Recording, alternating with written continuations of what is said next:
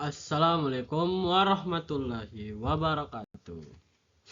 Perkenalkan, saya atas nama Ananda ingin mempresentasikan PPT saya dan ingin menjelaskan lebih lanjut tentang PPT saya yang berjudul Pasar Bebas dalam Ekonomi Mikro. Oke, kita lanjut ke slide selanjutnya. Oke, ini ada rumusan masalah yang saya fokuskan yaitu apa yang dimaksud dengan pasar bebas, ciri-cirinya, keuntungan dan kerugian pasar bebas, dan bagaimana dampak dari pasar bebas terhadap efisiensi dan alokasi sumber daya dan tantangannya pada penerapan pasar bebas. Oke, adapun tujuannya itu menjelaskan pengertian pasar bebas, mengidentifikasi ciri dan prinsip dasar, menganalisis keuntungan dan kerugian, dan mengetahui pengaruh pasar bebas dalam efisiensi dan alokasi sumber daya.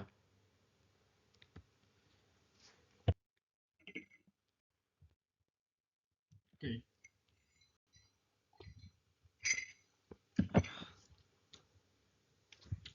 Masuk dalam pengertian pasar bebas. Pasar bebas adalah sistem ekonomi tanpa intervensi pemerintah.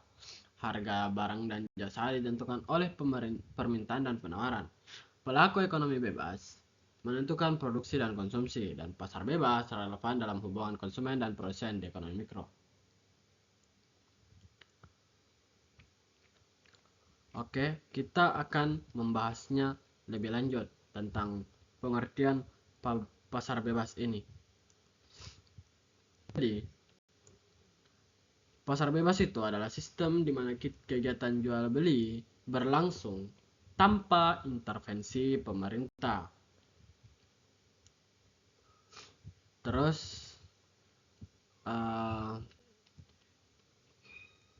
harga dan barang atau jasa murni ditentukan oleh mekanisme permintaan dan penawaran. Jadi pasar bebas ini adalah suatu sistem ekonomi di mana interaksi antara penawaran dan permintaan menjadi faktor utama dalam penentuan harga, kuantitas, dan distribusi barang serta jasa. Pemerintah tidak secara langsung mengontrol aktivitas ekonomi seperti menetapkan harga, memberi subsidi, atau membatasi perdagangan. Dalam ekonomi mikro, pasar bebas mencerminkan mekanisme yang spontan dan desentralisasi yang memfasilitasi efisiensi, karena masing-masing pelaku pasar bertindak secara rasional untuk memaksimalkan keuntungan atau kepuasan.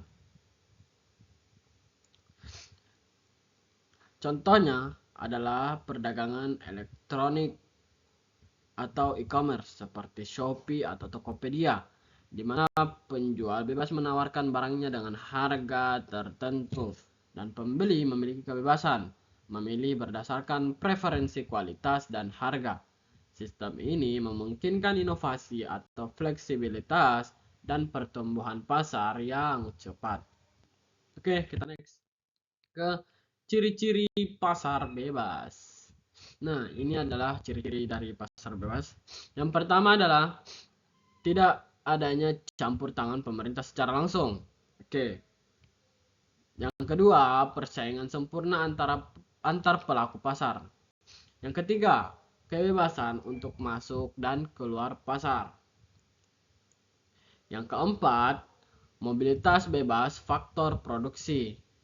Dan yang kelima, orientasi pada keuntungan dan kepuasan.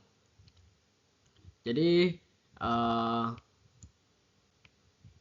kita akan menjelaskan lebih detail tentang ciri-ciri dari pasar bebas itu sendiri.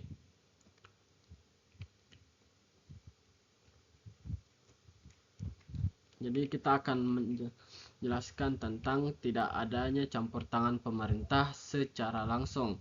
Itu ciri-ciri pertama.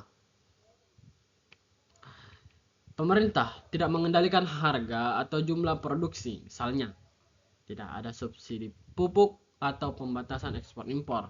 Namun dalam praktiknya hampir tidak ada pasar yang benar-benar bebas total. Jadi ingat, tidak ada yang benar-benar pasar yang bebas total.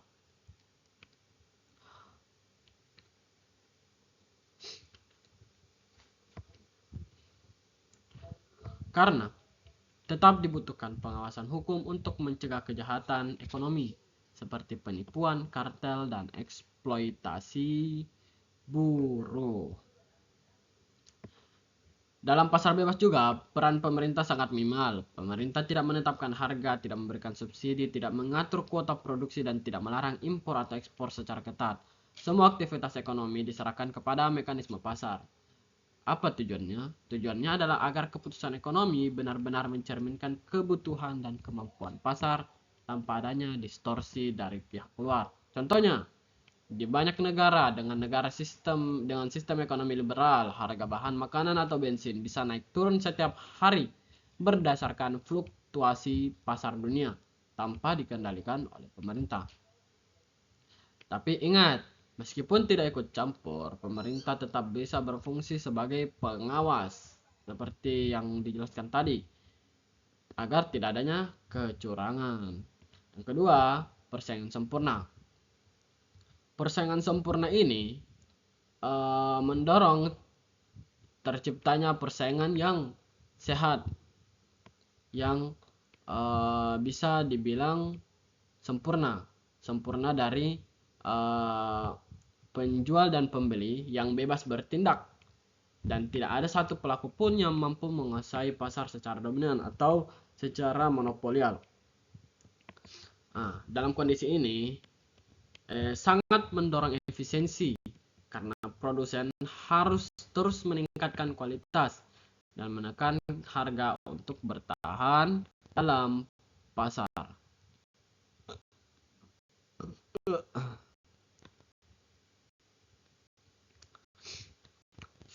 Persaingan seperti itu terjadi pada pembeli. Produk yang ditawarkan bersifat homogen atau mirip, dan tidak ada pelaku yang cukup kuat untuk mempengaruhi harga pasar. Dalam sistem ini, setiap pelaku ekonomi harus berusaha keras untuk efisien, inovatif, dan menarik konsumen.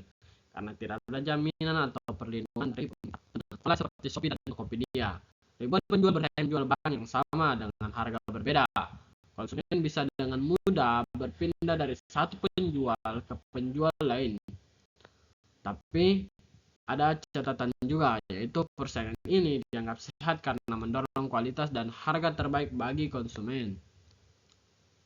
Tapi juga bisa membuat pelaku kecil sulit bertahan jika tidak berinovasi. Jadi persaingan sempurna ini sangat mendorong efisiensi produksi dari suatu konsumen. Dan jika tidak berinovasi atau cuma stuck di situ saja, akan membuat kerugian atau bangkrut. Yang ketiga, kebebasan memasuki dan keluar pasar. Ini soal masuk dan keluar dari pasar tersebut. Setiap individu atau perusahaan bebas memulai atau menghentikan usaha. Jadi mereka bebas untuk memulai, mereka bebas untuk menghentikan usaha. Contohnya, seseorang bisa membuka bisnis kopi hari ini dan menutupnya minggu depan atau besok tanpa perlu memikirkan izin khusus yang kompleks.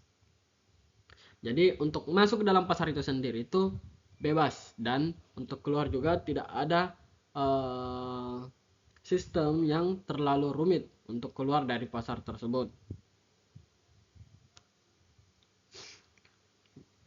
Nah, dalam pasar bebas ini juga setiap individu tidak diberikan syarat yang berat atau izin khusus yang menghalangi mereka untuk masuk ke jenis bisnis tertentu. Apa artinya? Ya, artinya siapapun berhak menjadi pengusaha atau konsumen. Dan tidak ada monopoli legal dari negara yang membatasi bidang usaha tertentu. Dan itu sangat diperlukan di negara kita ini.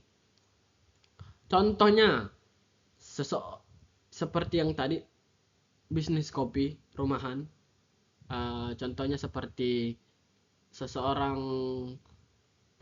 pensiunan PNS membuka bisnis kopi murahan, dan dia tutup pada bulan berikutnya, dan itu sah-sah saja. Nah, adapun keuntungannya dari bebas masuk dan keluar pasar ini, yaitu mendorong kewirausahaan dalam seseorang. Jadi sangat mendorong jiwa kewirausahaan. Dan kedua, meningkatkan dinamika ekonomi karena banyak ide dan usaha baru yang muncul. Jadi tidak stuck di situ saja dinamika ekonomi, melainkan dinamika ekonomi itu terus berlanjut karena adanya ide-ide baru yang masuk dan usaha baru yang muncul. Oke, lanjut. Mobilitas sumber daya. Mobilitas sumber daya ekonomi yang bebas, faktor-faktor produksi atau seperti tenaga, kerja, modal, tanah, dan teknologi dapat berpindah tempat dan sektor secara bebas sesuai dengan kebutuhan dan peluang pasar. Jika ada sektor ekonomi yang menjanjikan keuntungan tinggi, maka tenaga kerja dan modal akan bergerak ke sana secara otomatis. Nah, contohnya ada nih contohnya. Saat bisnis digital meningkat, banyak tenaga kerja berpindah dari sektor manufaktur ke sektor teknologi seperti programmer, digital marketing,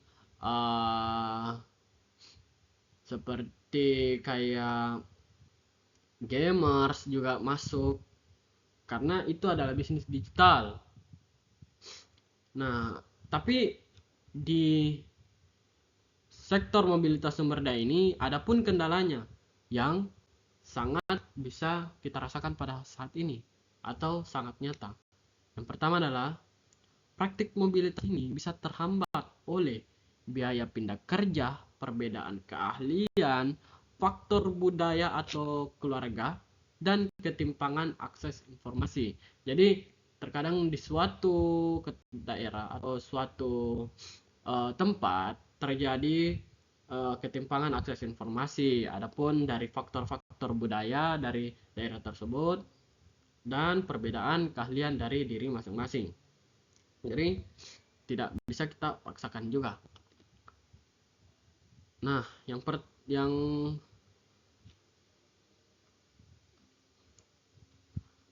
kita masuk pada penjelasan selanjutnya, yaitu orientasi pada keuntungan dan kepuasan. Seluruh aktivitas ekonomi didorong oleh dua motivasi utama, yaitu produsen ingin mendapatkan laba yang maksimal. Artinya ingin mendapatkan keuntungan yang maksimal. Siapa sih produsen yang tidak mau untung gitu? Nah, yang kedua, konsumen ingin memperoleh kepuasan maksimal dari barang atau jasa yang dikonsumsi. Nah, kebalikannya, konsumen ini ingin memperoleh kepuasan dari pembeliannya secara maksimal. Barang atau jasa yang mereka konsumsi harus membuat mereka merasakan kepuasan yang maksimal tersebut. Nah, tapi orientasi keuntungan ini juga bisa membawa dampak negatif seperti eksploitasi buruh, kerusakan lingkungan, dan kesenjangan ekonomi jika tidak diimbangi oleh etika bisnis dan regulasi nasional. Jadi contohnya ya, produsen memilih menjual barang dengan harga tertentu agar untung. Nah, yang kedua, konsumen memilih produk yang paling memuaskan baik dari segi kualitas, harga, maupun merek. Nah, kembali ke tadi pembahasan dampak negatifnya ya.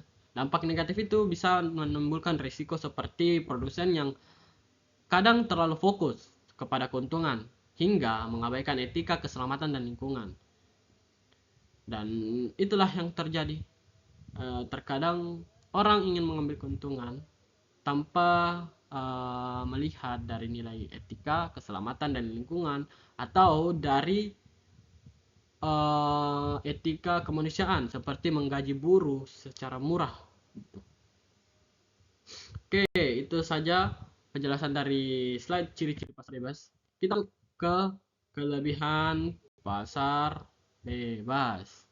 Oke.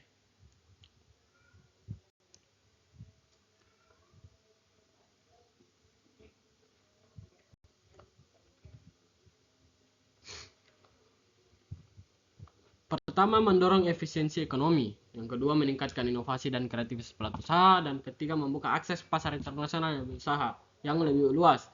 Nah, efisiensi tinggi ini terjadi karena adanya persaingan yang sehat. Yang kedua, inovasi ini berkembang cepat karena ada dorongan kompetisi dari ciri-ciri pasar bebas, yaitu kebebasan masuk dan keluar dari pasar. Nah, adapun konsumen memiliki banyak pilihan dan harga yang bersaing. Nah, banyaknya pelaku usaha yang terjun membuat konsumen merasa banyak pilihan untuk memilih kepuasannya masing-masing dan menentukan dengan harga yang menurut mereka cocok untuk mereka keluarkan. Nah, yang terakhir, mendorong pertumbuhan ekonomi melalui investasi. Oke, lanjut. Kekurangannya, memperbesar ketimpangan sosial dan ekonomi, berpotensi merusak lingkungan alam, dan risiko munculnya monopoli dan kartel. Nah, kerugian ini membuat ketimpangan pendapatan antara kelompok kaya dan miskin.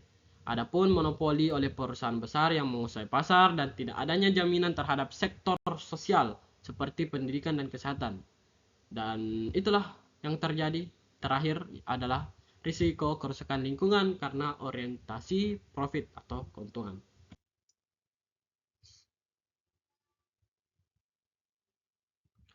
Nah, ini adalah peran pemerintah. Yang pertama adalah menjaga agar pasar berjalan adil dan efisien, menegakkan hukum dan persaingan sehat, melindungi konsumen dan lingkungan. Jadi itu adalah peran pemerintah dalam pasar bebas.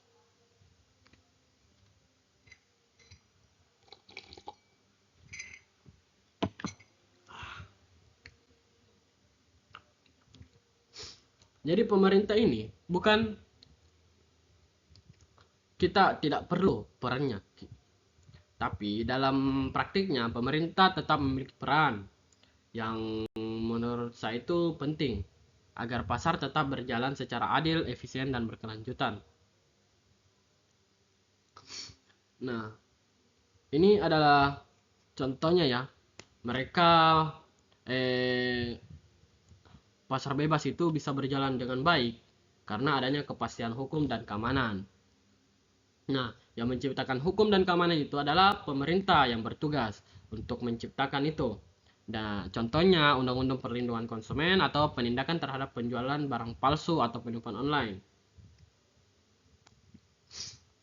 Nah, di peran pemerintah juga itu ada yang mengatur dan mencegah monopoli.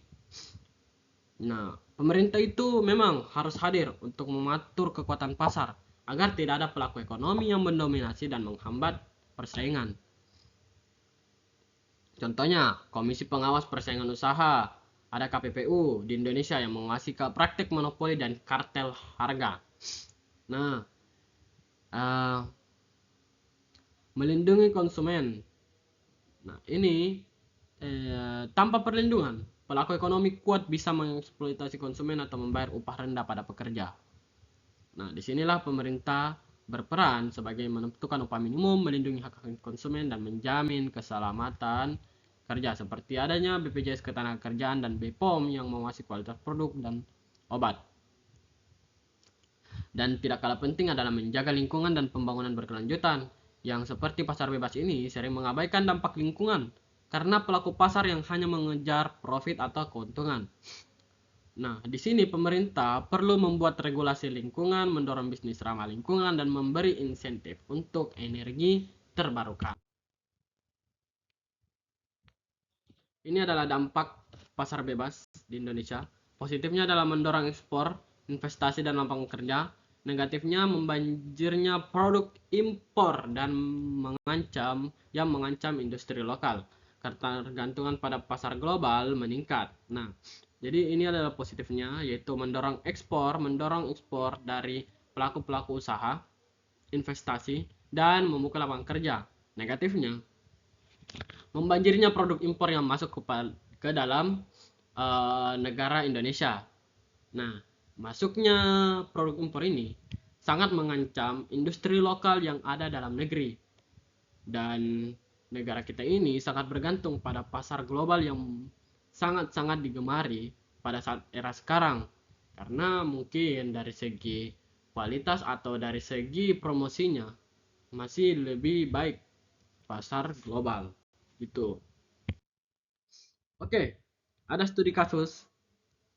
Ini contoh ya studi kasusnya, yaitu organisasi APEC, WTO, dan AFTA mendorong perdagangan bebas. Indonesia menganut sistem ekonomi campuran dan pasar bebas dipadukan dengan intervensi pemerintah untuk kestabilan. Jadi intinya pasar bebas itu yang menentukan adalah konsumen dan produsen, permintaan dan penawaran. Tapi adapun peran pemerintah sebagai pengatur atau membuat peraturan agar terjadi kestabilan dan terjadi keadilan di dalam pasar tersebut. Jadi kesimpulannya adalah pasar bebas mengandalkan mekanisme pasar dan efisiensi. Ada kelebihannya yaitu efisiensi dan inovasi. Kekurangannya adalah ketimpangan dan monopoli dan kerusakan alam. Dan pemerintah tetap berperan penting sebagai pengatur seperti yang saya katakan tadi. Mungkin itu saja presentasi dari saya atas nama Ananda. Mohon maaf jika ada kurang kata dan kesalahan. Intinya perbanyak mencintai produk lokal dan memakai produk lokal, karena lebih baik produk lokal daripada produk luar. Terima kasih. Wassalamualaikum warahmatullahi wabarakatuh.